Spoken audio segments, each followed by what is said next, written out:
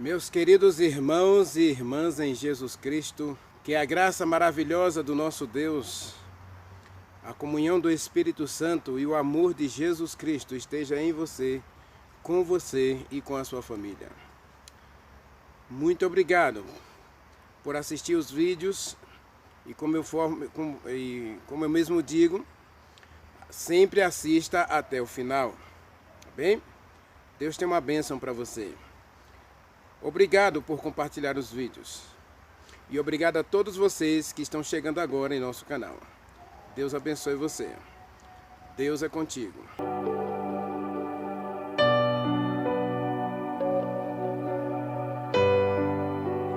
Vem a minha sede saciar em minha terra seca. Vem molhar teu Espírito aqui vai reinar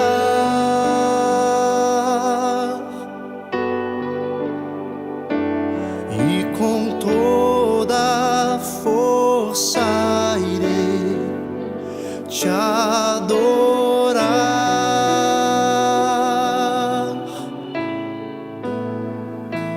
Tu és santo, tu és santo,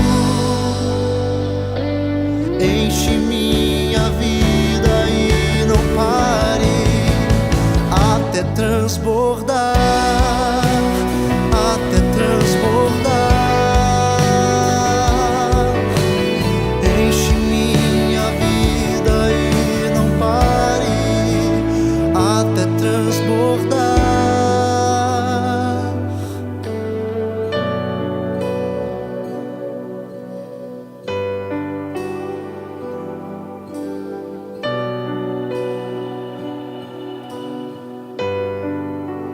Vem a minha sede saciar em minha terra seca. Vem molhar teu Espírito aqui vai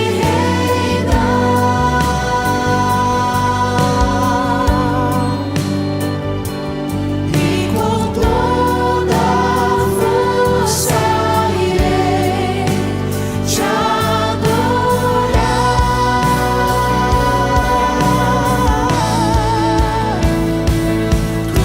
és santo, tu és santo,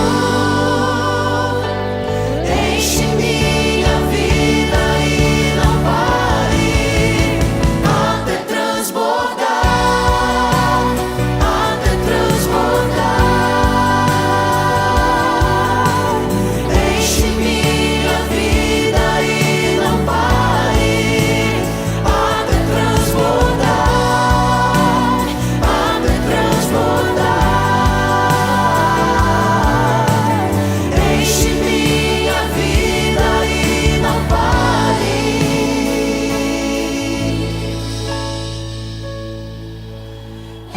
Enche-me, transborda-me, enche-me, transborda-me, enche-me, transborda-me, enche-me, transborda-me,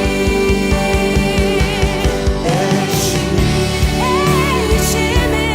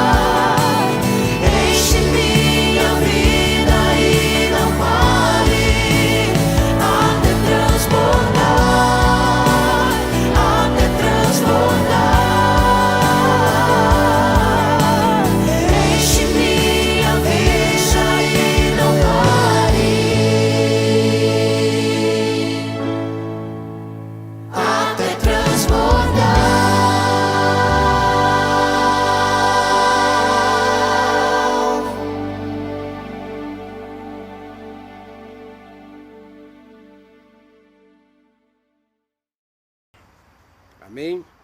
Ore comigo. Maravilhoso Deus, Criador dos céus e da terra,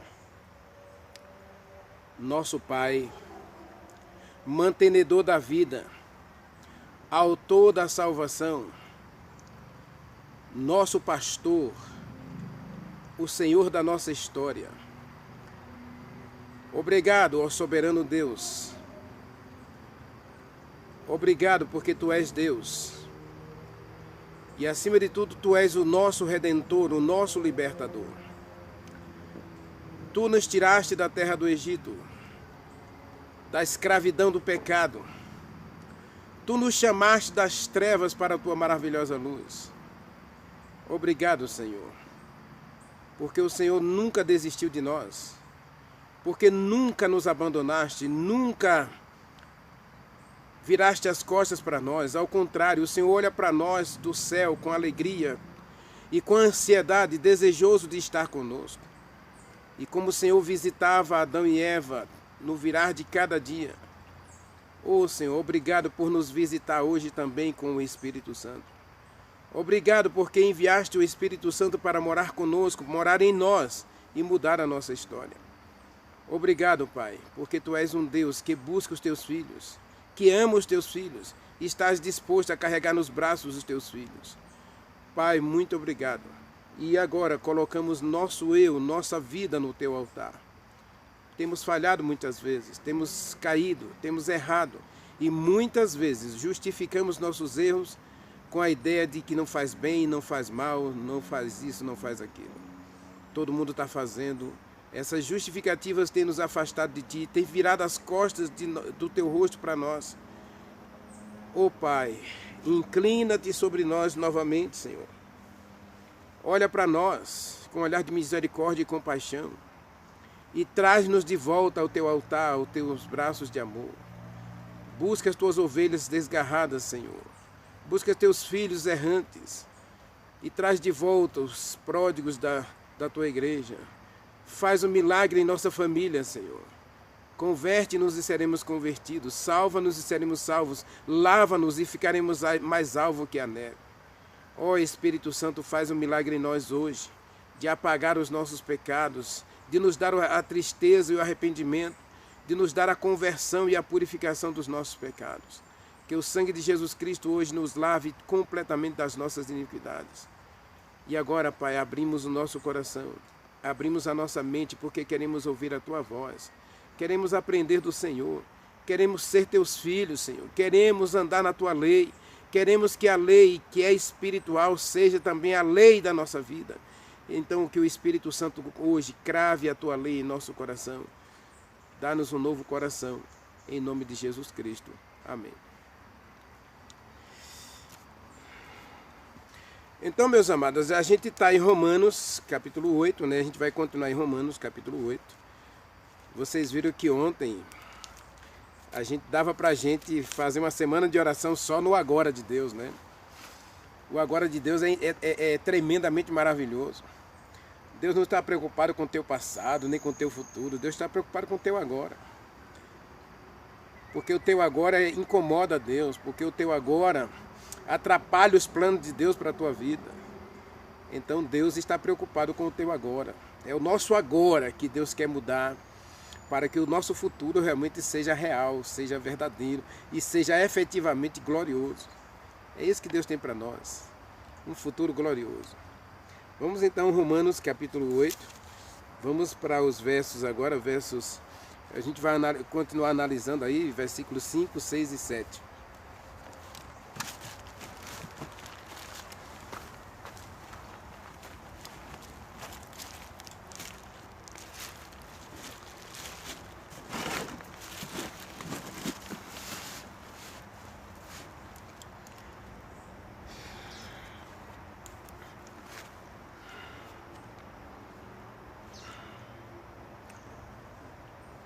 Diz assim, meus irmãos, olha. Porque os que se inclinam para a carne cogitam das coisas da carne, mas os que se inclinam para o Espírito Santo, para as coisas do Espírito Santo. Verso 6. Porque o pendor da carne é inimizade contra Deus. Mas o pendor do Espírito é para a vida e paz. Verso 7. Por isso o pendor da carne é inimizade contra Deus, pois não está sujeita à lei de Deus, nem mesmo pode estar. Portanto, os que vivem na carne não podem agradar a Deus. Amados, eu vou ficar só com esses 3 versículos aqui, versículos 5, 6 e 7. É isso? Versículo 5, os que se inclinam para a carne. Versículo 6, o pendor da carne dá para a morte, o pendor do Espírito dá para a vida e paz. E o versículo 7 diz aí que aqueles que alimentam os sentimentos da carne, aqueles que se inclinam para as coisas da carne, aqueles que vivem para o próprio eu, se tornam inimigos de Deus. Lembrando que a palavra Deus, né, você tira o D e o S, fica eu. Cuidado para que você não esteja fazendo do eu o seu próprio Deus. Se você tira Deus, fica eu. E aí nós temos que ter muito cuidado. Mas vamos lá. Paulo está falando aqui sobre a questão de que a lei é espiritual. E a gente já viu isso na mensagem anterior, que realmente o desejo de Deus é nos livrar do pecado. O pecado é um problema do universo. Porque o universo hoje, inclusive, tem a grande interrogação na mente. Como é que Deus vai levar pecadores para o céu? Se o pecador lá foi expulso de lá e nunca mais vai voltar para lá, porque também nunca se arrependeu. Então, a questão toda é o arrependimento, né? Se você assistir a minha série, pequena série aí, que tem Pecado, Arrependimento e Salvação, você vai ver que o diabo não vai fazer parte do reino de Deus simplesmente porque ele nunca se arrependeu. Agora, eu não posso me arrepender. No dia a dia, eu nunca me arrependo. Mas quando eu leio a palavra de Deus, quando minha vida é pautada pelo assim diz o Senhor, aí, ao ler a Bíblia, o Espírito Santo me impressiona com as verdades de Deus, com a vontade de Deus, e agora o meu coração sente culpa. Culpa porque eu não consigo viver à altura do padrão que Deus estabeleceu. Ninguém consegue. Essa é a lei de Deus, que ela é pura, é santa, é justa, é boa, é perfeita, é eterna, é imutável, é a verdade. Então, quando eu olho para a lei de Deus e olho para mim mesmo, aí eu digo, miserável homem que sou. Quem me livrará do corpo desta morte? Quem me livrará deste eu maldito que quer me controlar, que me controla as ações? Eu entro em desespero, porque esse sentimento de culpa me leva a um sentimento de morte. Observe lá, Paulo diz que o pecado gera morte e gera o desejo de morrer. Porque eu não consigo, ao olhar para a lei de Deus, que é perfeita, é santa, é justa, é boa, é eterna, é a verdade, eu não consigo viver à altura da lei. Mas aí eu não estou sozinho. Deus sabe que eu sou fraco. Deus sabe que eu tenho tendências negativas. Então Paulo diz, meu filho, minha filha, meu irmãozinho, minha irmãzinha, presta atenção numa coisa. A questão toda é, você vai alimentar a sua vontade, você vai alimentar a sua natureza carnal, você vai viver para o eu? Esse é o seu problema, esse é o meu problema. Eu tenho dito isso desde ontem, né?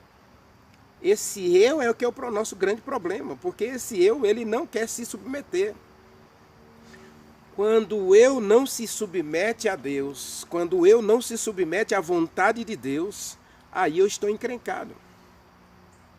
Porque além de eu me sentir culpado, eu posso correr o risco, e aí onde entra a religião de fachada, né? A religião da hipocrisia, a religião do medo, a religião da incerteza, a religião da desesperança e do desespero. A religião de Saul, a religião de Esaú, a religião de Judas, a religião de Demas. Por quê? Quando Esaú viu que tinha perdido a bênção, aí agora ele chora. Não é arrependimento, meu irmão. Isso não é arrependimento, isso é tristeza.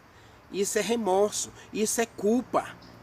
E uma culpa tremenda, porque o tempo passou e ele perdeu o tempo.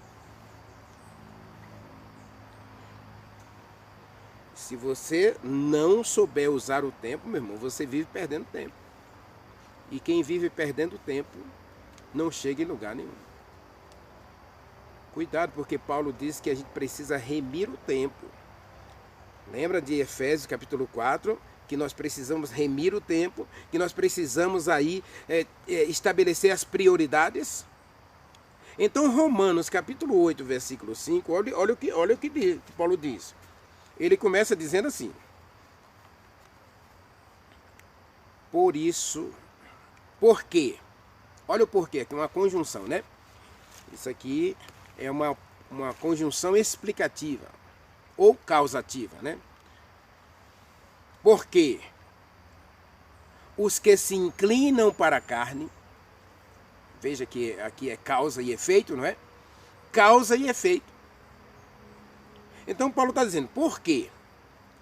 Porque aqueles que se inclinam para a carne, ele agora começa a gostar e desenvolver gosto pelas coisas da carne. Olha que tremendo. Preste atenção no texto, meu irmão. O texto é muito claro e é direto. Você e eu vivemos de hábitos. E essa jornada eu tenho falado insistentemente. Nós precisamos conhecer o Deus da Bíblia. O Deus que me ama, o Deus que ama você, o Deus que nos ama porque Ele está interessado em você, Ele está interessado em mudar a tua história. Esse Deus, Ele está ansioso para escrever uma história de sucesso na sua vida. Mas lembra do agora? Esse agora seu é em Cristo, é no Espírito Santo, é espiritual, porque só os espirituais amam a lei de Deus, só os espirituais entendem a lei de Deus e compreendem o poder da lei no coração do crente.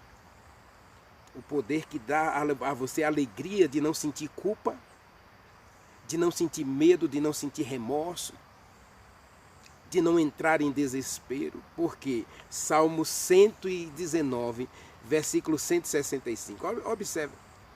Salmo 119, versículo 165. Que coisa maravilhosa. Deus é tremendo, meus irmãos. Esse Deus, Ele não está preocupado com o teu passado, não. Lembra de ontem? Vá e não faça mais isso. Mas no verso 165 do Salmo, está escrito assim, olha.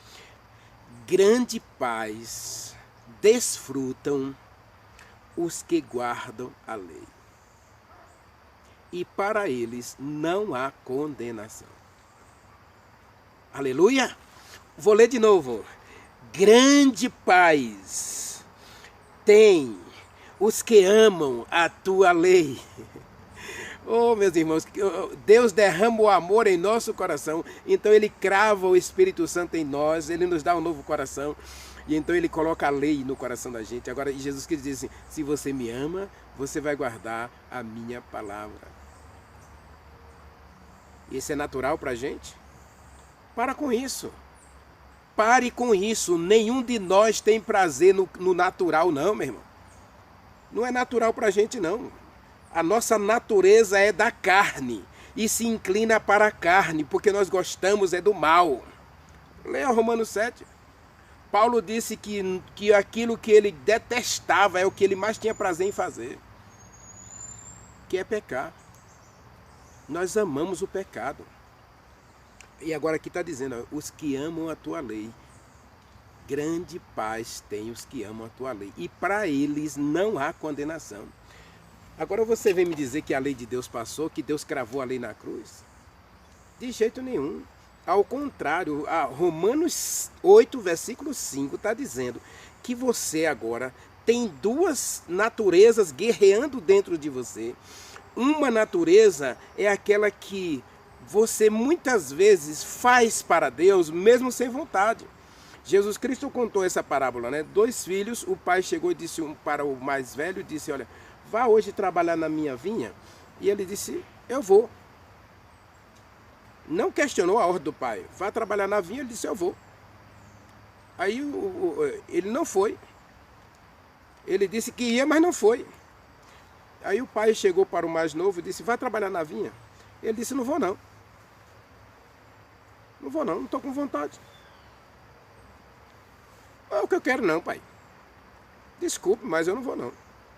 Mas depois, caindo em si, ele disse, embora eu não esteja com vontade, embora eu não queira fazer isso, eu vou. Porque é a vontade do meu pai. Percebe a diferença? Um disse, eu vou. É aquele cristão que está sempre na igreja, aquele cristão que está fazendo tudo certo, aquele... Mas, na verdade, ele não está fazendo a vontade do Pai. Não se esqueça da religião dos fariseus, dos sacerdotes. Viviam de aparência. A religião de aparência, meu irmão, ela é destrutiva, porque ela causa mais culpa em você. Lembra do filho não pródigo, o filho que ficou em casa? Vivia uma vida miserável, e um dia ele chegou para o pai e ele desabafou. Ele disse, pai, o Senhor é injusto comigo. O Senhor não me ama. O Senhor não gosta de mim, porque eu não fui para o mundo como meu irmão, eu não gastei teus bens como meu irmão, eu não me prostituí como meu irmão. Eu fiquei aqui, obedeci a tudo que o Senhor mandou, e o Senhor nunca me deu um cabrito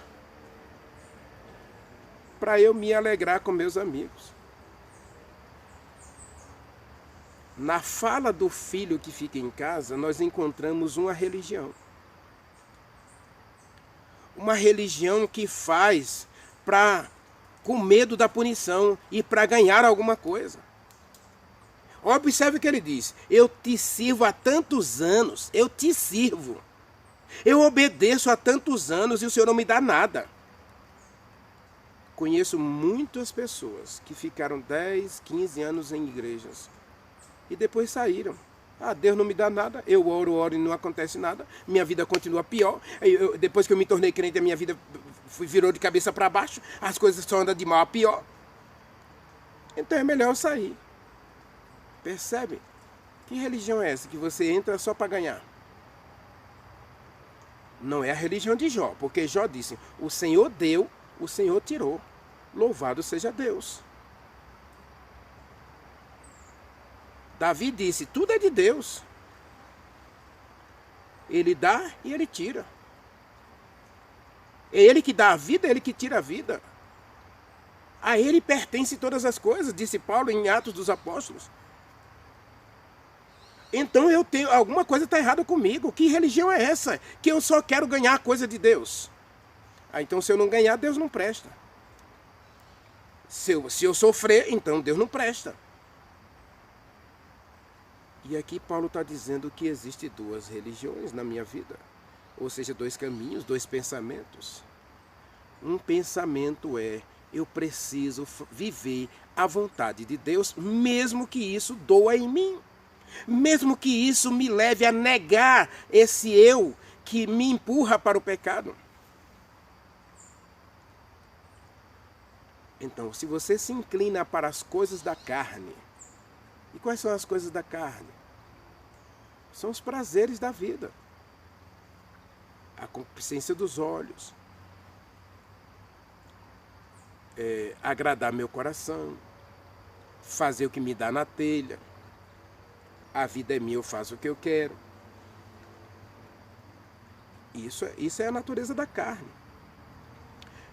A questão é que quando você começa a alimentar essa natureza, em pouco tempo você gera em você um hábito.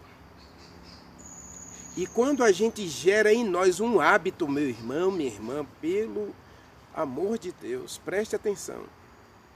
O hábito é o que controla você. Nós somos pessoas de hábitos. Se você costuma levantar às 5 horas da manhã, você cria o hábito de levantar às 5 horas da manhã, o seu corpo já é automático. 5 horas da manhã, o seu corpo lhe desperta naturalmente. Se você acostuma o seu corpo a se alimentar em determinadas horas, naquele momento o seu corpo ele dá o sinal de fome. Mesmo que você não esteja com fome, o seu corpo dá um sinal de fome para você comer naquela hora, porque você já desenvolveu o hábito. Você entendeu? Você está entendendo onde eu quero chegar? Então não é natural você levantar de manhã, separar um tempo para ficar a sós com Deus. Não é natural, não. Você tem que desenvolver esse hábito. Você tem que anular sua vontade para fazer a vontade de Deus. Não para ganhar a salvação. Por favor, para com isso. Nós vimos ontem que primeiro Deus disse: agora eu já libertei você. Agora você já é meu. Agora eu dou a você o Espírito Santo. Agora você entende a minha lei. Agora a minha lei faz a diferença na sua vida. Para o seu próprio bem. Agora o seu comportamento gira em torno da lei. Não porque você quer agradar a Deus ou quer comprar o favor de Deus, mas é porque agora você é espiritual, você é regido pelo Espírito Santo. E o Espírito Santo vai desenvolver em você hábitos. Olha aí, os que se inclinam para a carne, cogitam. A palavra cogitar aqui é discutir, é conversar, é praticar. Os que cogitam, os que inclinam. A palavra inclinar aqui é o que perde tempo, o que dá tempo para alguma coisa. Então, quanto mais tempo eu gasto com Deus, se a gente pode usar esse tempo gastar, que tudo é de Deus, né? Eu não gosto dessa expressão, mas quanto mais tempo você passa com Deus, mais parecido com Deus você fica. Quanto mais tempo você gastar com o pecado, mais parecido com o pecado você fica. É isso que Paulo está dizendo aqui em Romanos 8:5, meu irmão. Se você se inclina para a carne, você vai ficar com a cara do pecado. E se você se inclina para o Espírito Santo, você vai refletir a glória de Deus. Então a minha questão para nós hoje, para a gente discutir aqui, é: quem você vai imitar? A quem você vai espelhar? O caráter de Deus, a glória de Deus ou a glória deste mundo? Lembra da mensagem de Jeremias? O meu povo cometeu um mal terrível. Espante-se, horrorize-se, porque o meu povo trocou a minha glória, a glória de Deus, o Deus vivo, eficiente, onisciente, onipotente, onipresente, clemente, perdoador, pela glória dos reinos da terra. Eles queriam ser governados pelos reinos da terra, para serem poderosos e vencerem todas as batalhas militares. Então, se a gente observar, Israel ficou muito pior do que as nações que Deus expulsou de diante deles. Em vez de refletir a glória da lei de Deus, lei santa, justa, boa, eterna, perfeita, que ilumina os olhos, que é a verdade. Então o povo parou de refletir a glória de Deus para refletir a glória do pecado, a glória dos ídolos. E foram destruídos. Leia lá Números, capítulo 25, capítulo 31, que os filhos de Israel, que se aliaram ao pecado, todos foram destruídos. E, inclusive, não só os 25 mil jovens lá que se prostituíram com as filhas dos moabitas, não. Não se esqueça, eu falei ontem, prostituição é pecado. E a história dos 25 mil jovens que morrem lá em Peor é um exemplo de que Deus não aprova o namoro com sexo. Deus aprova o casamento. Prostituição é pecado. E Paulo diz que aqueles que praticam a prostituição não têm herança no reino de Deus, a menos que se arrependam. Está escrito. E no Salmo 119, verso 165, o que está escrito? Paz é para aqueles que amam a lei, E para eles não há condenação. Porque eles guardam a lei? Não. Porque eles têm a Deus em seu coração. Eles buscam ser semelhante a Deus. Eles querem ser parecido com Deus. E aí Paulo diz que os que se inclinam para o Espírito, eles pensam, eles agem de acordo com o Espírito Santo. Leia comigo de novo, Romanos capítulo 8, versículo 5. Olha o que está escrito aí. Como eu disse ontem, meu irmão, e anteontem, eu venho dizendo em toda a jornada. Leia o texto todo, depois leia sozinho. Eu não posso esgotar todos esses textos. Observe, eu estou no verso 5 ainda. A mensagem já está chegando à parte final da mensagem, do nosso tempo da mensagem, e eu não saí do verso 5 ainda. Porque existe muita coisa aqui. Só esse verso 5 aqui é uma mensagem poderosa para mim e para você. Porque a questão é o tempo que eu tiro para Deus e o tempo que eu tiro para mim mesmo, isso faz diferença no meu caráter. Todos nós estamos desenvolvendo um tipo de caráter. Ou eu desenvolvi o caráter do céu, ou eu desenvolvo o caráter do pecado. É isso que Jesus Cristo disse lá em Mateus capítulo 7, verso 21. Nem todo que me diz Senhor, Senhor entrará no reino do céu, mas somente aquele que faz a vontade do meu Pai que está no céu. O menino disse, pai, eu não quero ir para a roça, mas ele foi porque era a vontade do Pai. E ele queria agradar o Pai. Não era para comprar qualquer coisa do Pai, não era para conquistar o coração do Pai, não, porque o Pai já o amava. O Pai disse para o pródigo que ficou, tudo que eu tenho é meu. Tudo aqui é seu, não tem nada meu aqui, tudo é seu. E diz o texto, leia Lucas capítulo 15, que o pai dividiu a herança entre os dois. Os dois receberam a herança. Agora o outro foi que não quis assumir a responsabilidade de pegar a herança antes do pai morrer. Agora depois fica culpando o pai, porque o pai, o Senhor é muito duro comigo, não me dá nada para eu me divertir com meus amigos. Que religião é essa que você não tem prazer nas coisas do pai? Isso é para quem está se inclinando para a carne. Aquele jovem, na verdade, tinha inveja do irmão que saiu. Olha como é que ele sabia que o irmão gastou dinheiro com prostitutas? Como é que ele sabia que o irmão gastou dinheiro com dissoluções, com festas? Aí ele tinha um relatório, então ele tinha alguém vigiando o irmão. Ou ele mesmo foi lá vigiar, ver o irmão praticar o pecado. Mas ele mesmo não teve coragem de entrar na boate. Mas ficou lá do lado de fora, olhando o irmão entrar e se divertir. Ora, se você vai para a porta da boate só porque você não entrou, você não pecou, tenha cuidado. Eu tenho dó de mim. Quando eu fico olhando para os outros, porque os outros estão fazendo isso, aquilo, e eu fico com inveja.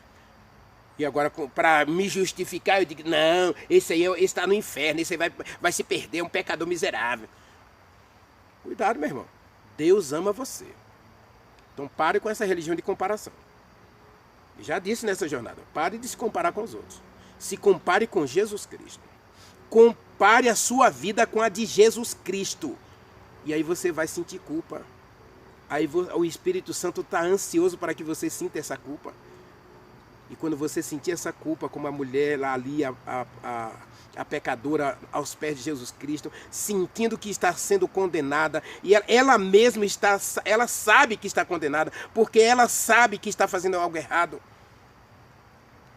Mas o olhar de Deus é tão compassivo. O perdão de Deus é tão extensivo para mim e para você.